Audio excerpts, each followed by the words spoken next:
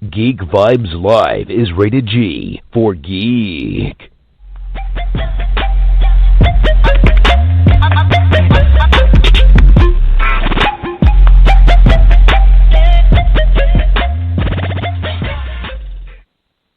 Welcome to another episode of Geek Vibes Interview. I am the one and only Dom.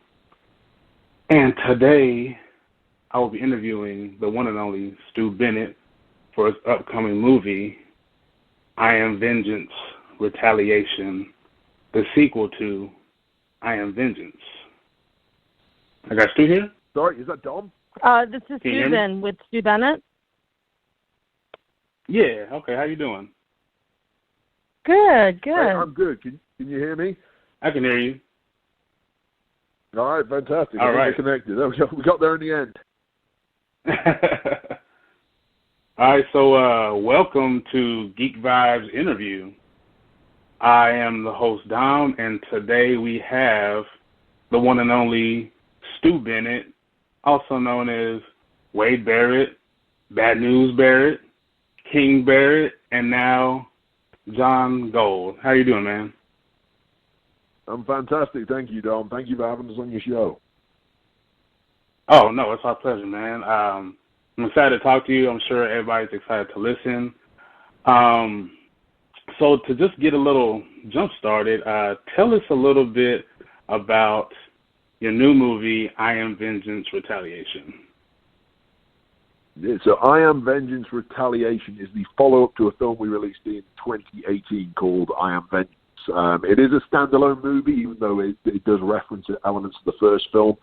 It's really an ode to 80s action cinema, and I'm a big fan of guys like Sylvester Stallone and Arnold Schwarzenegger and the kind of films they were pumping out then, and this is very much in that theme of high action, lots of fight scenes, gunplay, and car chases and all that stuff. So it's a film about a special forces soldier, which I play, John Gold, who puts together a team of other special forces guys to track down a rogue special forces agent who has basically put together a band of mercenaries and is committing a lot of crimes and murders and things like that. So that's the premise of the film. Like I say, I'm the lead in it. I'm playing the hero for once, the good guy, and the lead villain is Vinnie Jones, who has quite an extensive history in cinema too. So very excited for people to check this out.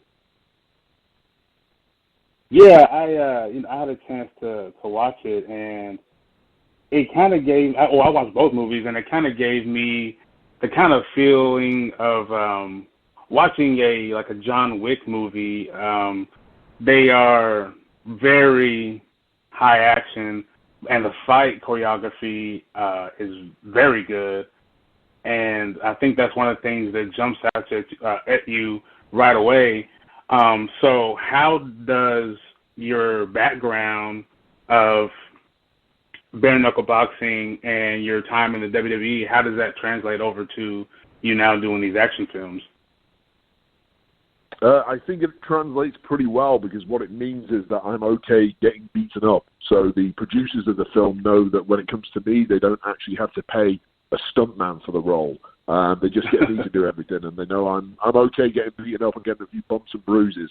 So obviously I have a long history of being in positions or jobs where I'm getting beat up and I'm getting injuries and bruises and stuff. So that element of it is very easy. I'm naturally portraying a very aggressive fighting guy, which is something, again, I've portrayed for many years in the professional wrestling world. I like using my physicality. I'm a big athletic guy, and the opportunity to display that in a different world from professional wrestling is really cool for me. And there are intricate differences between how you portray yourself in a film fighting role versus professional wrestling. So it's also a new ladder for me to climb and learn from the guys that I'm working with.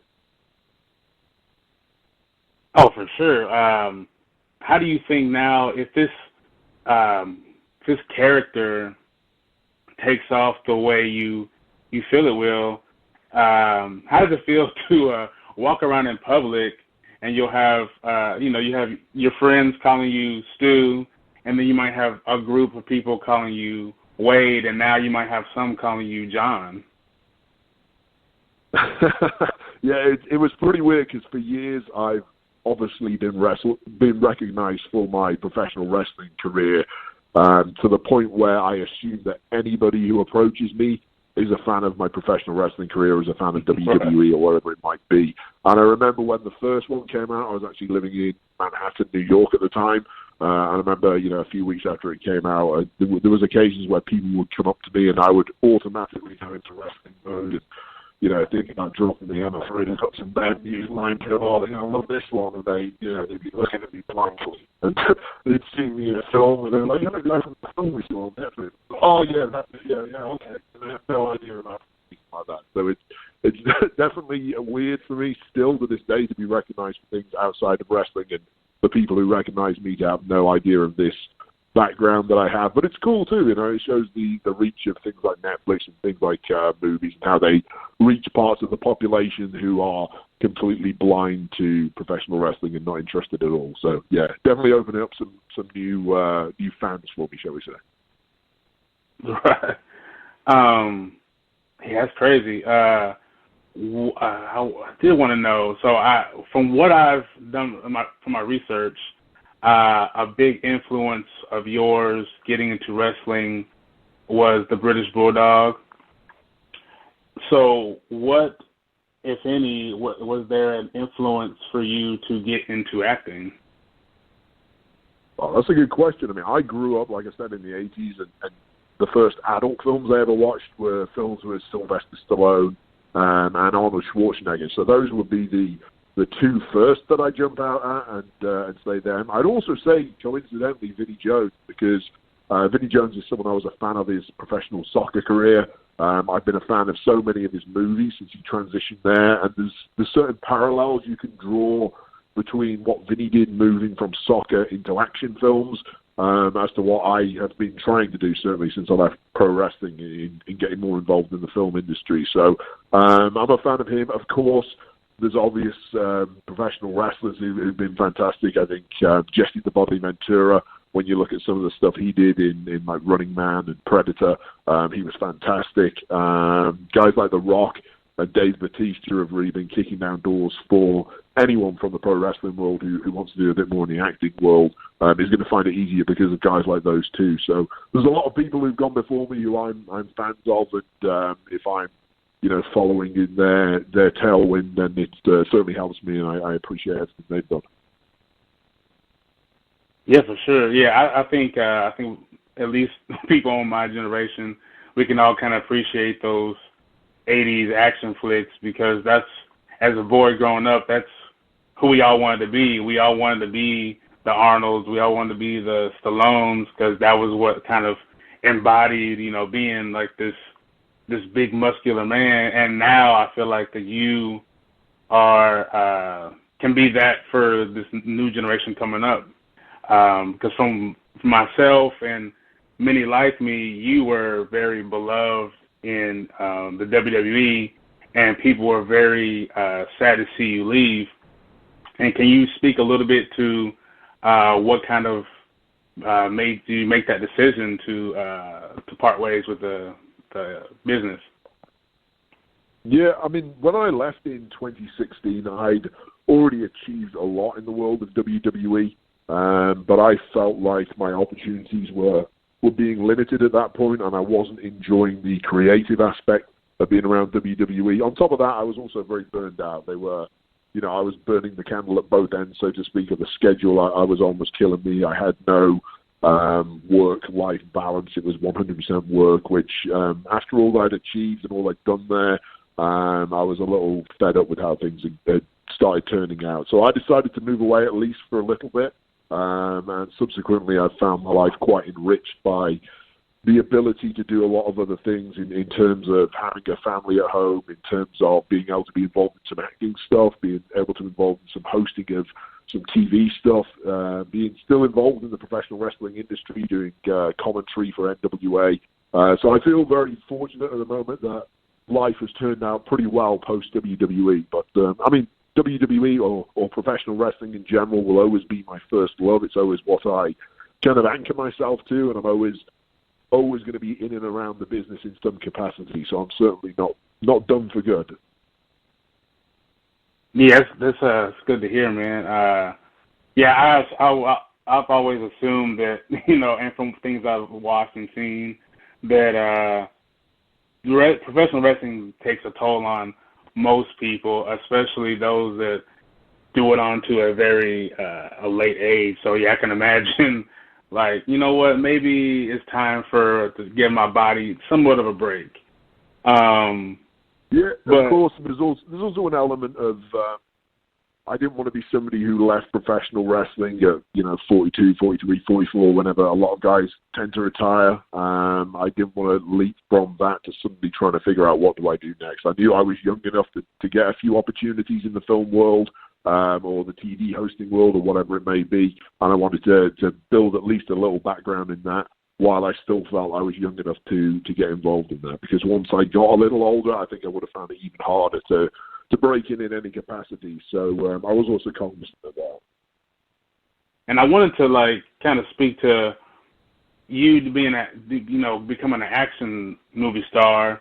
That a lot of actors that we see that are very brolic guys, we assume that they're a badass because of their size, but you having a background in bare knuckle boxing, I feel like kind of adds a layer to your resume that most can't speak to. That kind of makes you that much more of a badass, and I think it translates into these movies that it's very fluid and it's very real looking, and there's a authenticity that is there that may not be there for some others. And like you said, you're doing your own stunt, so it is that much more real. So yeah, I think that's going to end up leading. I'll go ahead. I think there's an element of anytime in entertainment you can kind of blur fiction and reality somewhat. It always helps the viewer, and that goes for professional wrestling, and it goes for things in the world of film too. So if there's anything from my background that helps the believability of a character or performance, then we're always going to try and draw on that. In the same way that you look at a guy like Kurt Angle, and we all know his history as a amateur wrestler, a gold medalist. He can play the biggest loser character on the planet, but the second that bell goes, you have to believe in everything he's doing, because he can break a guy's neck in 2 seconds if he wanted to. That's how good he is. That believability with Kurt allowed him so much freedom to play the most ridiculous loser and be highly entertaining with it. But the second the bell goes, okay, it's on. This guy's going to kick some ass. And that was the brilliance of Kurt Angle. And a huge part of that was this legitimacy that he had. So I love things like that. Anything from real life that gets automatically assumed in a fictional character, I think is fantastic. So if that's rubbing off in any way from me or my background, then great. I do want to say I noticed that you have a credit as an executive producer in this film. What kind of hands-on approach did you take with this movie? My executive producer role in there just really reflects my involvement in perhaps shaping certain scenes, perhaps shaping certain ideas on the script. Evolutionary Films, the producers there, and Ross Boyask, who is the writer and director, they did 99% of everything, but I think it just reflects my ability to come in and say, okay, this scene here doesn't quite work for me as a character. Here's why. I think we should change this here. And when you're in an executive producer capacity, you get a little more freedom to sway the direction of certain scenes or certain aspects of the character. And I really appreciate that. I really appreciate the fact they gave me that ability to have a little bit of influence, just sprinkle a little bit of my personal influence on the work that Ross had put together, and we have a great working relationship. Obviously, it's the second film we've done. I hope we do more in the future, because I love working with them, and they're a highly professional bunch and very creative, and have always been a lot of fun to work with. So yeah, it's been a great experience all around working with Evolutionary Films. Yeah, and I think it definitely you can definitely see that your touch on it, and that kind of segues into my next question is, without spoiling anything for anybody, do you see this character having a sequel, prequel in the future? Yeah, well, that's certainly something we would like to do. A lot of it depends on the success of the film when it comes out. The first one, when it came out, the I Am Vengeance, which came out in 2018, did very well, to the point where right after it was released, the funding came in for this new one that we're releasing, and people were so impressed by the numbers that the first film had produced versus the cost to make it, that people immediately jumped on funding the next one, and we got a much bigger budget for the second one as a result of that success. So if this one goes well too, and of course this global pandemic calms down somewhat, then I think definitely we'll be reprising the John Gold character. I know the writer and the director, Ross Boyask, has 100 ideas. I believe he already has 2 scripts written out for future films in the franchise like this that he has at least mapped out in his head and mainly ran out to. So there's definitely a lot of options there, but again, it comes down to success. If people support this film and enjoy it, and it does the kind of numbers that the first one did, then I'm sure we'll be reprising it in the not too distant future. That's great, because I would definitely like to see a John Gold, Jin Quaid kind of duo movie. Because there was one thing I noticed, that in this movie the girls were pretty badass. There wasn't as much of a heroic female character in the first one, but this one there are a few, and they weren't playing at all. That's it. They were fantastic, and that's one of the biggest strengths, I think, of this film, is that with the slightly increased budget that we had, we were able to pack out the cast a little more and make it a bit more well-rounded, and being able to portray females in almost the Ronda Rousey type world of, oh no, these might be women, and they might be very attractive women, but they can kick some ass. And both ladies who we used in that capacity, Katrina Durden and Phoebe Robinson-Galvin, they are fantastic. And some of the best moments in the film, some of the greatest action moments in the film, in the fight scenes, involve those two, and they're as tough as they come. Fantastic actresses too, and it was important for Evolutionary Films and Ross, the director, to portray women in such a strong light, as opposed to the traditional damsel in distress and all that stuff. I think in 2020 we were aware that that's not a typical role for a woman to play anymore, and it's important for us to be on the leading edge of that progression that society is seeing. For sure. Dom, we have time for Okay. My last question, and this is a good one, hopefully. So with talking about Phoebe Robinson-Galvin, I was looking at the cast list, and I noticed that a vast majority of this cast has been in superhero movies in some capacity. With you being an action star now and your stature, do you foresee yourself possibly playing a superhero or a supervillain at some point? Yeah, I'd love to. I mean, it's such a massive part of the film world in this day and age, with DC and Marvel and the volume of films that they're pumping out and the kind of numbers that those films do. It's something I feel that I would be suited to. What character I will play, I'm not sure. I think there's a character from the UK, Captain Britain, who I don't think has ever been portrayed. I'm not a huge comic book geek, but I'm aware of Captain Britain. Nobody's ever done that. And there might be one, if you're a comic book fan, you might not have heard of. It's an old British one called Banana Man, who I used to watch in cartoon form when I was a kid.